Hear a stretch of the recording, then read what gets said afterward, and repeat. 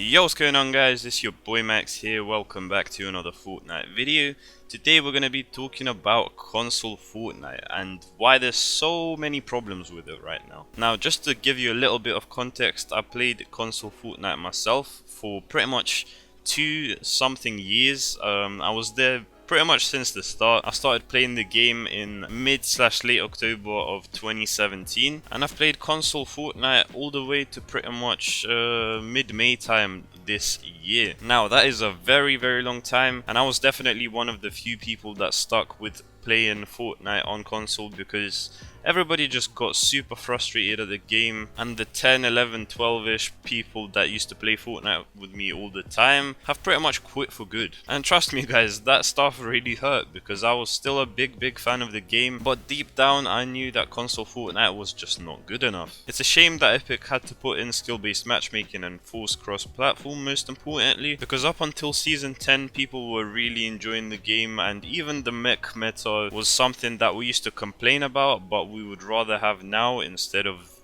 the current state Fortnite is in, unfortunately. But anyways, what actually made console Fortnite so bad and so hard to play? Well, first of all, we've got to talk about bugs. They're also there for PC players, of course, but they're much more severe on console, and sometimes buildings don't load in, which is just shambles, I'm not going to lie. As well as that, people have encountered the inventory glitch, which basically you can't see what's in your invent until you wait like a couple seconds, and sometimes it takes up to a minute to load everything in. As well as that, you can't see your guns or heals or whatever you pick up from the floor loot, or maybe even chest loot. I haven't played Fortnite in quite a while on console, but one of my friends I played with has encountered this glitch multiple times. So just from the bugs alone, if any of these were on PC Fortnite at any time and they were as severe as console Fortnite, people would be really upset. Like, imagine a pro tournament where people can't even see what guns they're carrying or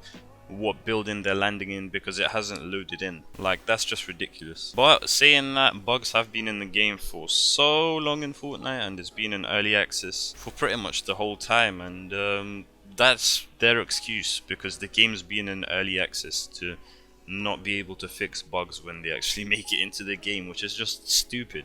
The obscene amount of bugs in that game just shocks me to this day. But anyway, the next problem with console Fortnite is that it's capped at 60 FPS. Now this is already disastrous, but when you combine it with forced crossplay and skill-based matchmaking, you get a catastrophe. If you guys don't know, the reason why so many console Fortnite players have quit, it's mainly because forced crossplay is in the game, which basically means you can run into PC players in pubs, in arena mode, in any tournament, and they'll whack you differently. The thing is, when you're on console, you simply cannot keep up with the PC players, which is just stupid. Like, I don't understand the reasoning for forced crossplay. Maybe skill-based matchmaking could have been a good idea if it was a little bit softer than it is right now, but forced crossplay is just another level of stupidity from Epic. Once again, I'm thinking it's probably something to do with their marketing, and basically the hardcore players that have played on console will go out there and buy a PC and install the Epic store, which down the line will most likely make them more money, which is basically what's happened to me, to be honest. If you're new to PC gaming,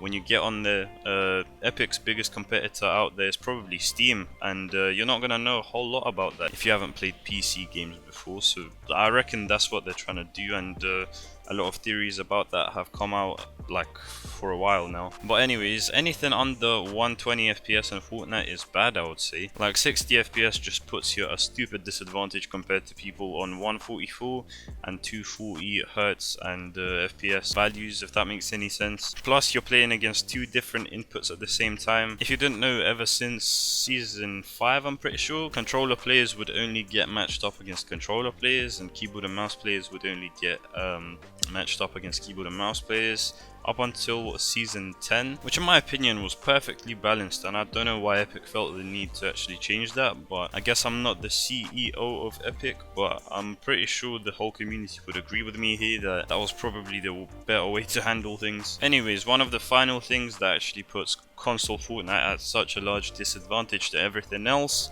is the terrible input delay. Now, when I switched to PC, I could tell that everything is so much more responsive. Like when you press a button on PS4 or Xbox One on your controller, your character does it a couple milliseconds later. But on PC, it feels almost instant, and that's the reason you pretty much just feel incredible the first time you get on PC. The input delay is literally not noticeable at all. Now bear in mind, before I switched to PC, I was playing on a monitor for a whole year. A 24-inch, 1 millisecond response time monitor on my PS4. But think about this, most console players play on a larger ass TV, like a 42-inch TV, like imagine that. That's what I used to play on, and that's what I used to play Fortnite on, most importantly. Now imagine me trying to play on that now. It would be shambles. Like I wouldn't get anywhere with how skill-based matchmaking and forced crossplay puts me up against sweats that I would probably not even be able to get a kill against most of the time if I was playing on TV. And the larger your TV, the less responsive that is too. And maybe you guys can't even tell that there's any input delay, and you probably don't because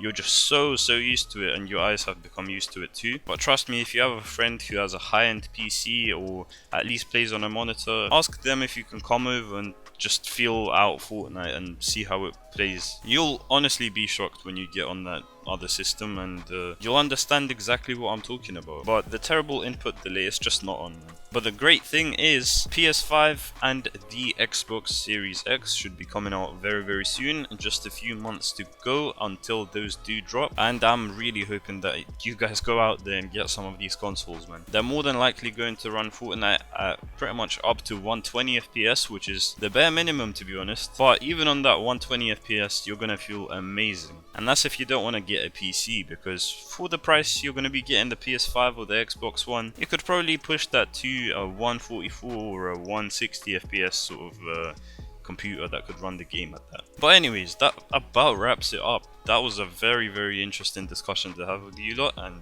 do let me know what you think in the comments. I love making videos in this style, and I'll definitely be doing that more in the future. Just worth a mention, by the way, if you guys do want me to record any specific videos, or if you have any video ideas at all, make sure you do always leave them in the comments. I always read my comments and I always reply, and I'm more than likely going to make the videos you actually ask from me, as long as they are sensible, of course. But anyways, make sure you do leave a like and subscribe to the channel to never miss another upload from your boy ever again. And before you guys do go, make sure you guys are using the code MaxGamer7 in the Fortnite item store before buying an emote, a skin, an emoticon, or anything of that sort to support the channel. But do bear in mind that the code does reset every 14 days.